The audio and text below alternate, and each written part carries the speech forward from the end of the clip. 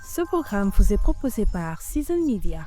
La première impression, qui en fait est capitale, très souvent aujourd'hui se fait sur le digital. La réalité avec le digital, c'est que c'est un peu une jungle.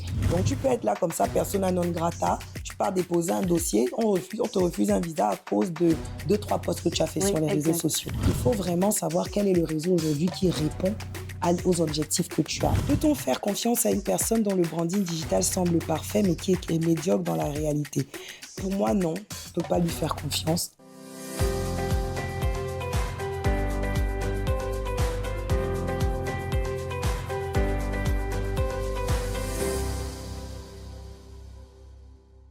Bienvenue dans True Talks, le podcast dédié aux femmes inspirantes et aux influences positives pour la jeunesse d'ici et pourquoi pas d'ailleurs. Une fois de plus, nous abordons un sujet incontournable pour les professionnels d'aujourd'hui, le branding à l'ère digitale. Le numérique est-il un allié ou un piège pour votre image professionnelle ? Pour en parler, nous avons le plaisir d'accueillir Gaëlle Stella Oyono, journaliste et experte en communication et stratégie digitale. Au cours de cet échange, nous explorerons les opportunités offertes par le digital, mais aussi les risques à éviter pour préserver une identité forte et cohérente. Préparez-vous à des conseils concrets et des perspectives éclairantes. True Talks, c'est dans un instant. À tout de suite. De retour sur le plateau de votre podcast True Talks et comme annoncé, je reçois aujourd'hui une professionnelle des médias, Gaëlle Stella Oyono. Gaëlle, bonjour. Bonjour Eva. Alors, comment ça va Gaëlle ? Ça va très bien. Et du coup, comment se portent tes activités, Africa 24, ton association, etc. Parle-nous-en un peu. Tout se porte très bien. Comme à chaque nouvelle année, il y a des nouveaux objectifs. Oui. Et on espère que les objectifs pourront être atteints. Ah oui, on l'espère surtout. On te souhaite beaucoup de courage. On voit ce que tu fais, on suit. Et franchement, tu es très inspirante pour les jeunes femmes. Merci aussi pour tout le soutien que tu accordes à ces jeunes femmes entrepreneurs dans le cadre du Women's Act. Rise Up Women. Rise Up Women, exactement. Alors, aujourd'hui, on est là pour parler de branding. Pourquoi le branding professionnel est-il devenu un enjeu majeur, selon toi, à l'ère du numérique et du digital, Alors, aujourd'hui, à l'ère du numérique et du digital, le branding professionnel est devenu extrêmement important parce que c'est lui qui est aujourd'hui un peu comme ta carte d'identité. On va dire que sur le numérique aujourd'hui, si tu ne te positionnes pas, si tu ne parles pas, si tu ne prends pas la parole, si tu ne te présentes pas, d'autres personnes le feront à ta place. Et quand les autres le feront à ta place, en général, ils le feront mal. Donc, aujourd'hui, le branding professionnel sur le digital, c'est devenu même une porte d'entrée de beaucoup d'opportunités. Beaucoup de partenaires, beaucoup de recruteurs, beaucoup de futurs collaborateurs même passent d'abord par le digital pour apprendre à nous connaître, peut-être même avant de nous rencontrer. Je ne sais pas s'il y a plusieurs personnes qui ont déjà eu ce réflexe. Tu reçois un mail de quelqu'un, tu ne le connais pas, tu prends le nom, tu vas regarder sur les réseaux sociaux, tu vas regarder sur LinkedIn, tu essayes de voir qui il est. Donc, la première impression, qui en fait est capitale, très souvent aujourd'hui se fait sur le digital. Alors pour toi, le digital, avantage ou inconvénient pour se construire une image ? Alors, avantage ou inconvénient, c'est ni un avantage ni un inconvénient. En fait, je pense que tout dépend vraiment de la stratégie. Ça peut être un avantage si tu sais véritablement te positionner. Si aujourd'hui, tu as une vraie ligne directrice, une vraie ligne éditoriale, aujourd'hui, on est tous un peu des produits. Donc, si tu as une vraie ligne éditoriale, tu sais ce que tu veux vendre de toi, entre guillemets, tu sais ce que tu veux qu'on voit de toi. Et cela est cohérent, aligné et organisé. À ce moment-là, on peut dire que c'est un avantage. Mais ça devient un énorme inconvénient quand on n'est pas préparé, quand on n'a pas de stratégie. Parce que la réalité avec le digital, c'est que c'est un peu une jungle. Voilà, c'est un peu une jungle. Donc, quand on décide d'y aller, il faut y aller de manière sérieuse et de la bonne manière. Ou alors, il faut garder ses petits réseaux personnels privés et ne donner accès à personne. Donc, avantage ou inconvénient, avantage pour les personnes qui ont des stratégies, qui aujourd'hui veulent vraiment travailler une ligne éditoriale qui va leur permettre d'être remarquées et remarquables. Mais inconvénient pour toutes les personnes qui peut-être s'aventurent sans vraiment savoir là où ils sont en train d'aller. Alors, on va parler un peu de ton parcours et d'expertise. Gaëlle, est-ce que tu peux partager avec nous ton parcours et surtout ce qui t'a amené à t'intéresser au branding digital ? Alors, moi, de manière générale, je me suis toujours beaucoup intéressée au digital. Du moins, ça a été une porte d'entrée.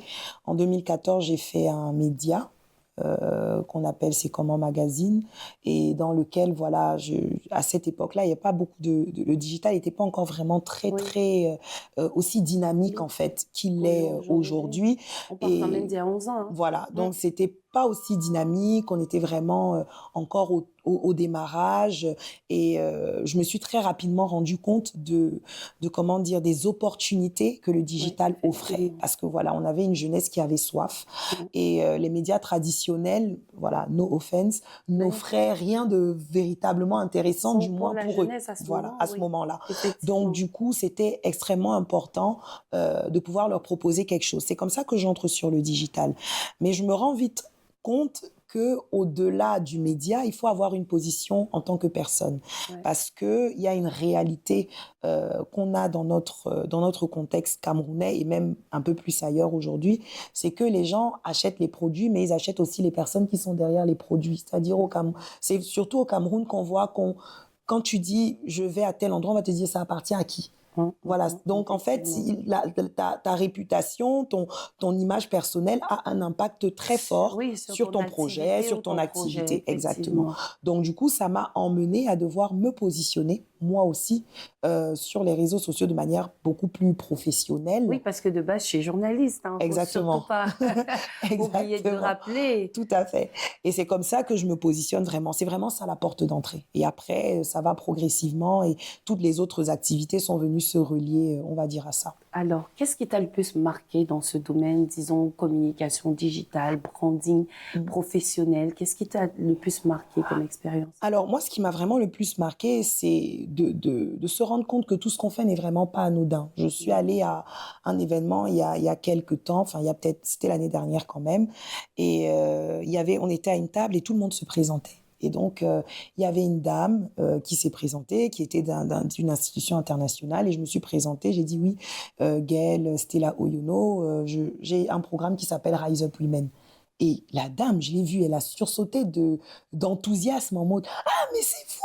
Mais je vous suis! Je me disais bien que votre visage me dit quelque chose! » etc. Et j'étais là, je disais « Mais la dame, elle travaille dans une énorme institution qui, en réalité, j'aurais tellement envie d'avoir son contact. » Et j'étais vraiment étonnée de savoir que c'était elle qui avait cet enthousiasme-là, en fait, De au te final, de me rencontrer toi, waouh. et qui disait « Waouh, non, mais je suis votre programme, j'aime beaucoup. Comment est-ce que je peux faire?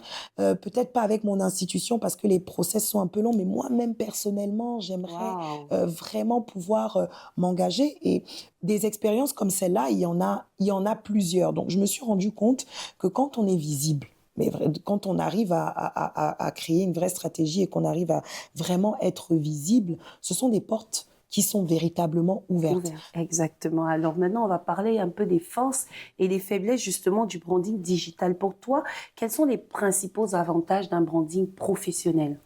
Alors, les principaux avantages, j'en ai déjà dit un au début, c'est que c'est un peu comme ta carte d'identité digitale. Oui. Voilà, donc ça permet aux personnes de pouvoir te connaître, de savoir ce que tu fais, de connaître tes valeurs, de connaître tes aspirations. Donc, la première chose, c'est que ça te rend visible en réalité.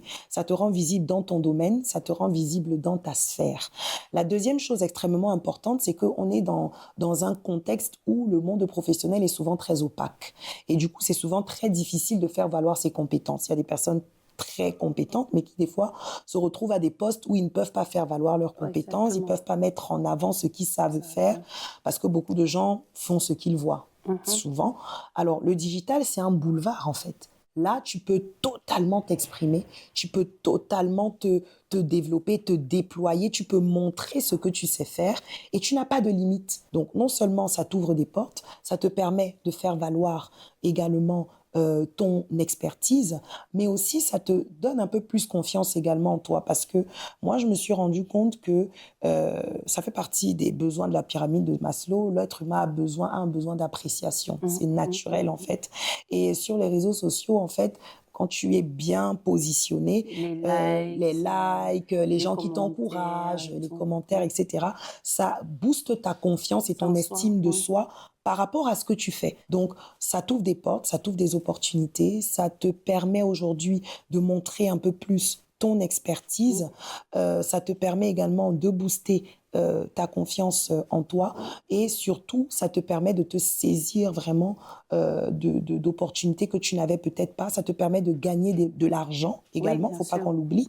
Ça te permet de gagner de l'argent. Il n'y a pas qu'un côté psychologique, émotionnel, il y a aussi un côté financier. Tout ça est devenu très dynamique. Alors du coup, comment est-ce qu'on peut maintenir une cohérence entre l'image en ligne et l'image professionnelle, la réalité? Parce que beaucoup se perdent, j'ai envie de dire ça. Tu es CEO d'une entreprise ou directeur général, tu es dans des postures bizarres sur les réseaux sociaux, on va le dire comme ça. Comment maintenir cette cohérence-là? Alors, je l'ai même dit tout à l'heure, les réseaux sociaux, le digital, hein, c'est si tu y viens, à partir du moment où tu as une certaine position, on va dire, d'autorité quelconque. On a vu, les États-Unis ont annoncé que pour certaines demandes de visa, ils allaient regarder maintenant les profils sur les réseaux sociaux des personnes qui postulent avant de te donner un visa. Donc, tu peux être là comme ça, persona non grata, tu pars déposer un dossier, on te refuse un visa à cause de 2-3 posts que tu as fait sur les réseaux sociaux. Donc, aujourd'hui, il faut vraiment savoir que ce que tu montres en ligne, rien ne se perd sur les réseaux sociaux. Même si tu supprimes, en réalité, il y a toujours une trace quelque part. Où il y a quelqu'un qui aura capturé, qui aura enregistré. Tout à fait. Donc, il faut véritablement choisir sa ligne éditoriale. Tu as le droit, il y a des personnes qui décident que sur les réseaux sociaux, ça n'a rien à voir avec mon volet professionnel. C'est ma vie personnelle, c'est ma vie avec mes enfants, c'est mes voyages, etc. C'est leur droit. C'est leur choix. Mais il faut savoir qu'à partir du moment où tu es également identifié comme une posture d'autorité, les gens vont faire le lien. Tu dois évaluer vraiment quels sont les risques par rapport à la position que tu as dans ton entreprise, dans ton business. Qu'est-ce que je peux montrer? Qu'est-ce que je ne peux pas montrer? Qu'est-ce que je ne dois même pas montrer du tout aujourd'hui? Parce que malheureusement, il y a des choses qui peuvent te poser énormément de préjudices et de torts. Et les réseaux sociaux ont cela de particulier, c'est qu'ils sont ouverts. Donc, ils te donnent un champ de possibilités. Tu as l'impression que tu peux tout faire. Tu vas te dire, non, c'est mon statut WhatsApp, par exemple. Oui, mais à partir du moment où quelqu'un enregistre ton numéro, tu enregistres son numéro, il y a accès. La possibilité il sait déjà ce que tu fais, il connaît ta vie privée, il connaît tes pensées. En fait, ça peut paraître anodin, mais ça crée en fait facilement des frictions. Donc, il faut faire très attention. Qu'est-ce que je peux partager et qu'est-ce que je ne peux pas, ou qu'est-ce qui m'est véritablement déconseillé. Après, il y a des gens qui te diront le buzz, c'est le buzz. Bon comme mauvais, ça permet d'attirer l'attention. Mais maintenant, il faut savoir quel type d'attention tu veux susciter. Attirer. Alors, Gaëlle, avec la permission de nos directeurs de production, Monsieur Junior Pellama, on va prendre une courte pause à la régie. On vous revient tout de suite. Découvrez une toute nouvelle façon d'exister avec Season Media, votre appli préférée. Des programmes riches, variés et engagés au plus près du Cameroun et de l'Afrique d'aujourd'hui. Focus Sport, toute l'actualité sportive de la semaine en un seul rendez-vous. Résultats, analyse, coup de cœur et coup de gueule. Chaque vendredi à 15h. The Interview, un face-à-face sans fil avec les acteurs majeurs de la scène politique et économique. Des questions franches, des réponses directes. À 19h, ne manquez pas votre bimensuel. True Talk, entre femmes, on se dit tout. Des échanges sincères, inspirants et sans tabou sur les sujets qui comptent. True Talk, la parole au féminin sans détour. Chaque samedi à 10h30. Reportages exclusifs, articles fouillés, analyses en direct. Partout où ça se passe, nos journalistes sont sur le terrain. Et si chacun de nous devenait un acteur du changement? Découvrez Citizen Time, l'émission qui vous apprend les réflexes citoyens et les gestes qui sauvent. Citizen Time, votre rendez-vous mensuel à 13h. Des infos, des débats, de la culture et de l'énergie. C'est tout ça, Season Media. Téléchargez dès maintenant l'application et restez connectés au Cameroun et à l'Afrique qui bouge. Si vous nous rejoignez à l'instant, je suis avec Gaëlle Stella Oyono et nous parlons du branding à l'ère du digital, avantages ou inconvénients.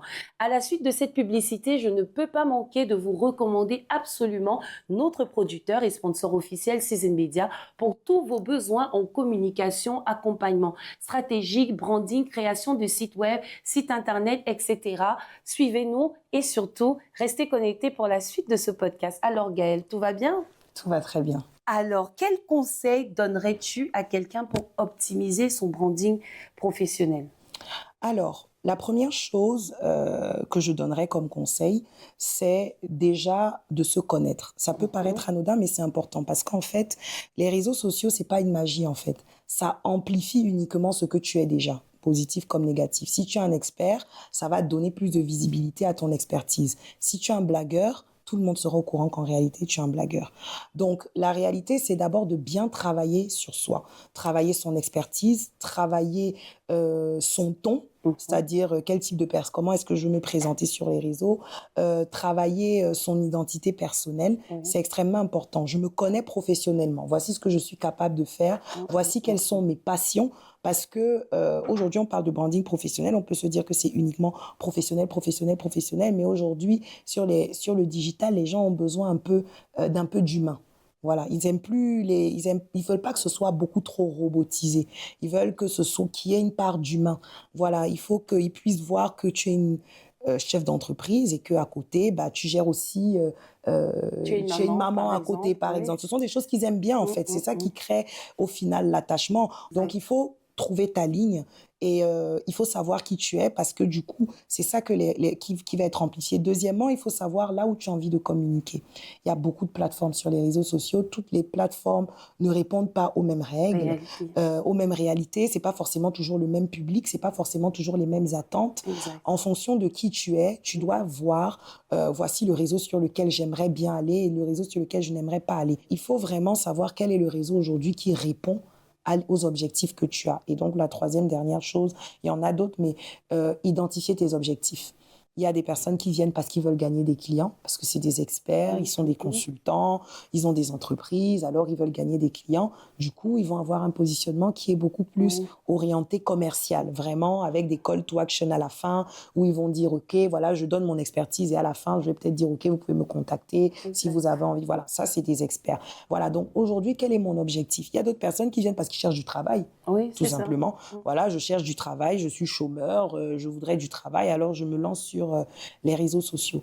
Donc, Alors, c'est important de connaître ses objectifs. comment gérer le bad buzz ou les critiques en ligne? Surtout quand on est un professionnel. Hein. Quand on est un professionnel, tout à fait. Alors, je pense déjà que premièrement, il ne faut pas réagir à chaud. L'une des choses qui est très ancrée dans notre tempérament, on va dire camerounais, c'est qu'on a l'habitude de réagir très à chaud aux éléments. Et des fois, beaucoup de personnes qui ont réagi à chaud, en fait, ont amplifié eux-mêmes un bad buzz qui, en réalité, peut-être allait passer inaperçu et personne ne s'en serait fait. Donc, la première chose, vraiment, c'est de ne pas réagir à chaud, voir comment le bad buzz entre guillemets, évolue, pas trop longtemps, mais voir un peu comment est-ce que les gens réagissent. Si tu as une communauté qui est assez forte, qui a l'habitude de te soutenir, et que là, même ta communauté vraiment te lâche, ça veut dire que là, c'est vraiment sérieux. Il y a vraiment un problème, c'est sérieux. Voilà. Donc, et prendre la parole de manière sereine. Il y a plusieurs canaux au travers desquels on peut prendre la parole, rétablir la vérité si c'est un mensonge, c'est très important. S'excuser si c'est quelque chose qu'on a fait et qui n'était pas bien, qui était grave. Ça permet de faire preuve d'humilité. Il ne faut pas éviter à s'excuser. Si jamais c'est peut-être un produit que tu as et qui n'a pas forcément fonctionné comme il fallait, essayer de peut-être proposer des mesures de compensation, des mesures d'accompagnement et montrer aussi que tu as pris ça à cœur et qu'aujourd'hui tu es en train d'améliorer ton process. Ouais. Alors, Gaëlle, on va passer à une partie. Je ne t'ai pas informée de cela. Il y a le quiz sur True Talks. Donc, chères téléspectatrices, on se retrouve juste derrière pour le quiz avec Gaëlle. Alors, c'est le moment que je préfère de cette émission, le quiz, parce que ça nous permet de mieux découvrir notre invité. Gaëlle, tu vas prendre le petit panier juste devant toi. Tu vas répondre à 5 questions, 1 minute par question, sinon on juge que tu n'es pas sincère. Il n'y a rien à gagner, rien à perdre. Hein. Vraiment, mieux te connaître et avoir des réponses plus précises sur certaines questions. C'est parti. Ok, c'est parti. Alors, question numéro 1. Peut-on faire confiance à une personne dont le branding digital semble parfait, mais qui est médiocre dans la réalité? Pour moi, non. On ne peut pas lui faire confiance, clairement, parce qu'en fait, le digital, c'est des apparences. Et aujourd'hui, avec l'intelligence artificielle, tout le monde est un peu intelligent. Mais c'est dans la réalité qu'on voit ce que tu vaux vraiment. C'est bon? Super. Deuxième question. Jusqu'où le branding digital peut-il justifier des comportements superficiels ou mensongers? Alors moi, je pense que le branding digital ne peut même pas justifier de comportements superficiels ou mensongers. Je pense qu'en réalité, comme j'ai dit, sur le digital, on présente ce qu'on est véritablement. Alors, on peut décider de présenter une facette de sa vie. Les gens ne doivent pas être blessés ou alors se sentir trompés s'ils découvrent d'autres facettes de la vie de la personne, parce que c'est lui qui choisit. Oui. Par exemple, je peux décider de montrer ma famille, comme je peux décider de ne pas montrer. Je peux décider de me montrer independent woman alors que j'ai un mari à la maison. Voilà, enfin, chacun gens, peut. oui. Voilà, mais il faut pas mentir. Voilà, moi je pense que l'idée c'est pas de mentir ou d'être superficiel, mais c'est simplement de montrer les facettes qu'on aimerait que les gens connaissent. Exact. 2. 3, maintenant. Troisième question. Est-ce que soigner son branding digital est plus important que ses compétences réelles? Je pense que les deux vont ensemble. Maintenant, il ne faut pas forcément attendre d'être un super expert pour se présenter sur le digital. Moi, je dis toujours, commence avec ce que tu as. Commence à être visible avec ce que tu as. Moi, je suis enseignante à l'université et je pousse tous mes étudiants à se présenter sur les réseaux sociaux. Même juste sur LinkedIn, déjà à partager ce qu'ils ont appris en cours.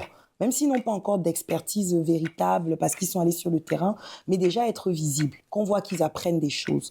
Voilà. Mais le fait que tu le sois visible et que peut-être les gens t'encouragent ne doit pas t'emmener à négliger la formation réelle pour avoir de vraies compétences. Oui. Merci. Quatrième question. Jusqu'où peut-on truquer son image en ligne avant que ça devienne trompeur? Alors, il y a une expression qui dit fake it until you make it. Bon, moi je dis souvent fate it, donc crois-y. Ouais, c'est voilà, mieux. c'est déjà un peu mieux. Alors, est-ce qu'il faut truquer? Non, l'idée n'est pas forcément de truquer son image, mais moi je ne vois pas ça mal, quelqu'un qui se présente comme la personne qu'il aimerait être. Voilà, je vais dire ça un peu comme ça. Maintenant, l'idée, c'est pas de mentir. Et aujourd'hui, on a des gens... Donne-toi les moyens d'y arriver. Voilà. Oui. C'est parce qu'aujourd'hui, on a des gens, il arrive dans le bureau de quelqu'un, je peux prendre une photo, il s'assoit, il prend la photo, après il poste, il fait comme si c'était son bureau. Et non, on n'est pas dans... C'est pas ça, c'est pas ça le délire. Mais tu as la possibilité, les réseaux sociaux peuvent te donner l'opportunité de rêver. Et ça peut me mettre une belle histoire. Tu arrives dans un bureau, tu te filmes dans ce bureau, et puis tu engages un petit storytelling, et à la fin, tu dis que bon, en fait, c'est pas vraiment mon bureau, c'est le bureau que j'aimerais avoir, mais voilà, la personne... C'est plus authentique. C'est plus authentique, en fait, tout simplement. Dernière question, je crois. Bon, je prends celle-là. OK. Les outils digitaux ne favorisent-ils que ceux qui savent manipuler l'image et non ceux qui ont un talent réel? Alors, les outils digitaux, je vais dire que dans notre environnement, beaucoup. Les outils digitaux favorisent beaucoup les gens qui savent manipuler l'image. Et même des fois, des gens qui n'ont rien à dire de très pertinent. Et rien à proposer. Et rien à proposer. Et je pense que c'est malheureux. Voilà, pour moi, je pense que c'est malheureux. Et je scrollais, je regardais les posts d'une Camerounaise qui est en Côte d'Ivoire, Paola Audrey, qui disait qu'il faudrait qu'on revienne au fait que les likes ne sont pas les compétences, en fait. Exactement. Il y a des gens qui font des choses extraordinaires. Tu en as parlé même, le panel qu'on a partagé à l'événement de qui impactent la société avec même des grandes entreprises, mais qui sont sur 0 réseau social, ou alors qui ont des réseaux sociaux avec 500 abonnés. Mais aujourd'hui, en fait, on a l'impression qu'à partir du moment où tu as 15 000, 20 000, 30 000, 100 000 abonnés, tu es important, tu es intéressant, tu as des compétences. C'est pas du tout le cas. Parce qu'en réalité... Mais les marques favorisent aussi ça. Les marques favorisent ça. Les marques favorisent sont... parce qu'ils cherchent de l'audience. Exactement. Donc, ils vont vers des personnes qui, en réalité, ne proposent rien dans le fond. Exactement. Mais ils sont attirés plus par la forme, on va dire comme ça. Mais c'est vrai qu'aujourd'hui, j'ai eu à discuter avec une marque, je ne vais pas donner le nom, qui aujourd'hui m'a dit qu'ils ont un positionnement double. Ils ont ce qu'ils appellent des influenceurs dans leur pipe, et ils ont dans leur pipe également ce qu'ils appellent des leaders d'opinion. Et pour les leaders d'opinion, ils ne recherchent pas des gens qui ont de la popularité, mais ils recherchent des gens qui ont des vraies compétences et qui impactent dans un domaine, dans une sphère d'influence précise. Malheureusement, ça c'est le côté malheureux, c'est que ceux qui ont de l'influence digitale à base de likes restent toujours ceux à qui on va proposer des contrats avec beaucoup plus Exactement. d'argent que ceux qui on va considérer comme des leaders d'opinion. Parce qu'on va dire que, bon, leader d'opinion, c'est une bonne journaliste, bon, et encore, c'est une leader d'association, et encore, lui, il danse pas des boys, il nous fait 500 000 vues, donc c'est lui qu'on va suivre, Oui, en fait. c'est ça. Donc, malheureusement, aujourd'hui, Mauvais jugement pourtant. oui, les réseaux sociaux favorisent ceux qui savent manier l'image, c'est vrai. Alors, que dirais-tu aux jeunes, Gaëlle, qui débutent leur carrière et veulent se démarquer? Tu peux me le rendre? Ok, super. Voilà. Donc, moi, je dis toujours qu'il faut commencer avec ce qu'on a. Je suis étudiant, j'apprends des choses à l'université, j'ai des profs super intéressants qui viennent, je peux déjà partager ce que j'apprends. Ça montre déjà au moins que je suis quelqu'un qui a de la connaissance. C'est déjà un bon début. Maintenant, je suis un jeune professionnel, je n'ai pas forcément d'expérience, je débarque directement sur les réseaux sociaux, c'est la même chose. Mais ce que je dirais, c'est qu'aujourd'hui, on a un champ de possibilités pour se former un minimum, parce que les réseaux sociaux sont assez cruels. Essaye quand même de te former, essaye de t'ouvrir, montre-nous ce que tu as, montre-nous qui tu es. Et ce que tu vaux. Voilà. C'est ce que les gens veulent, en fait. N'essaye pas d'imiter les autres. Ne sois pas dans, ne sois pas dans l'omnubilation, parce que tu regardes des gens, tu les vois avec des voitures. Les gens ont commencé quelque part. À un moment donné, ils étaient d'abord étudiants. Donc, ne te dis pas que parce que j'ai pas de voiture, je ne peux rien montrer. On est dans un monde où le fake va devenir de plus en plus présent. Oui, en plus, avec l'intelligence artificielle. C'est dommage. Ça va devenir de plus en plus présent. Donc, plus tu vas réussir à être authentique, tu peux utiliser ces outils pour accroître ta rapidité, tout ça, etc. Mais plus tu vas rester authentique, plus tu vas pouvoir toucher les autres, je pense. Alors, la dernière chose que je vais te demander, Gaëlle, c'est, tu es journaliste, donc conclue cette émission à ta sauce. Conclue cette émission à ta sauce, et puis je vais faire la dernière conclusion. Comme ça, tu passes un dernier message, tu as passé face caméra. Alors, super. À vous. Alors, déjà, moi, je pense que toutes les personnes, pour vous, qui avez regardé ce magnifique podcast de True Talk, l'une des choses merveilleuses que je veux que vous reteniez, c'est que votre authenticité est la clé de votre visibilité. Plus vous serez authentique, plus vous allez être vous, et plus le digital va vous aider à amplifier la personne que vous êtes déjà. La seule limite que vous pouvez vous poser, c'est les limites que vous-même, vous allez définir.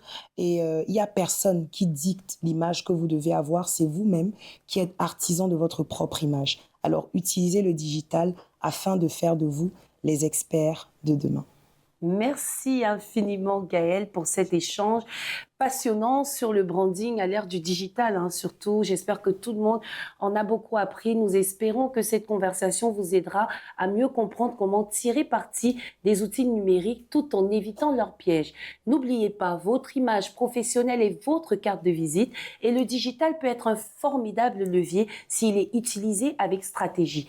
À très bientôt pour une nouvelle rencontre inspirante. Surtout, n'oubliez pas de télécharger l'application Season Media, surtout pour découvrir tous nos programmes, tous les services que nous proposons. Restez connectés. La suite la semaine prochaine. À très vite. Au revoir. Ce programme vous a été proposé par Season Media.